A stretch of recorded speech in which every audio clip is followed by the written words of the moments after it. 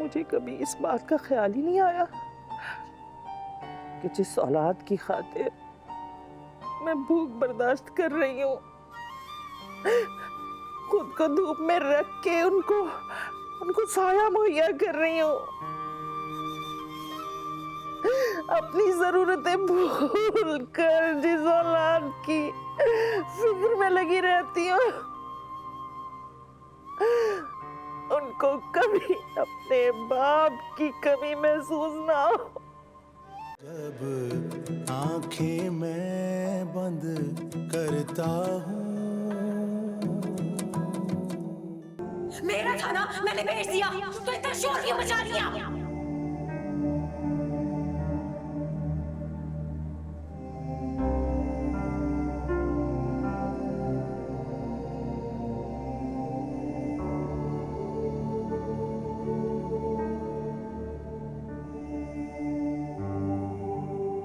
खाला,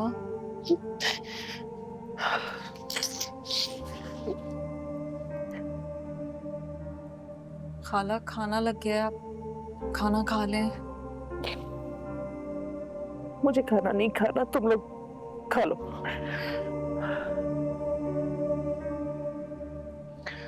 अम्मी प्लीज खाना खाने के लिए चलें, आपकी तबीयत खराब हो जाएगी, आपने दवाई भी लेनी है। क्या करूंगी मैं दवा लेके और जी के? अपनी औलाद के हाथों अपना ही एतबार का खून होता देखकर जीने की कोई वजह बाकी रहती है क्या मेरे लिए?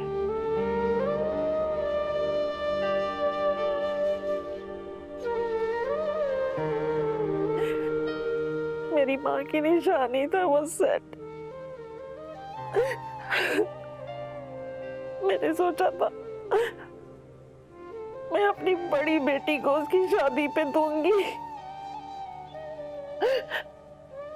अपनी नानी की निशानी को अपनी माँ के बाद बहुत संभाल के रखेगी वो।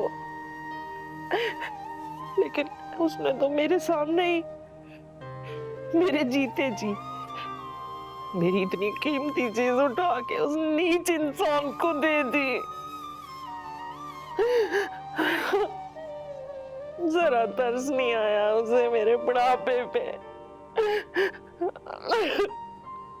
जबकि वो जानती थी, उसने हमेशा देखा था कि कैसे कैसे बुरे वक्त नहीं आए मुझ पर।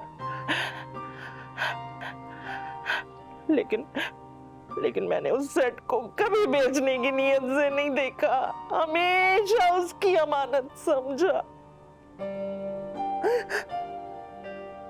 मैं चाहती थी कि मैं अपनी बच्ची की शादी पे उस सेट को उसे पहनावा देखूं।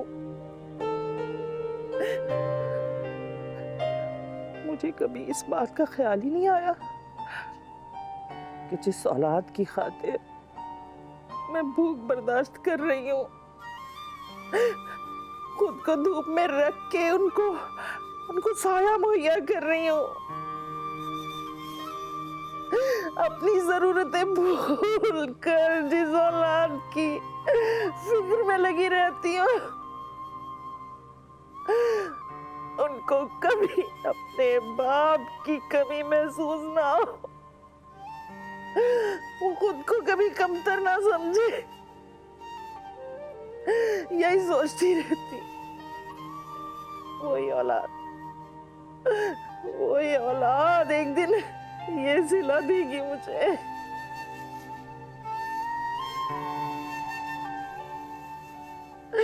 मेरी अपनी सगी बेटी है, मेरी सगी बेटी मेरे सर में खाक मल देगी।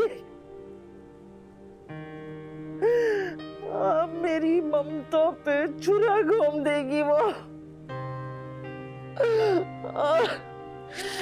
अम्मी आप रिदा आपी की सजा अपने आप को और हमें क्यों दे रही हैं?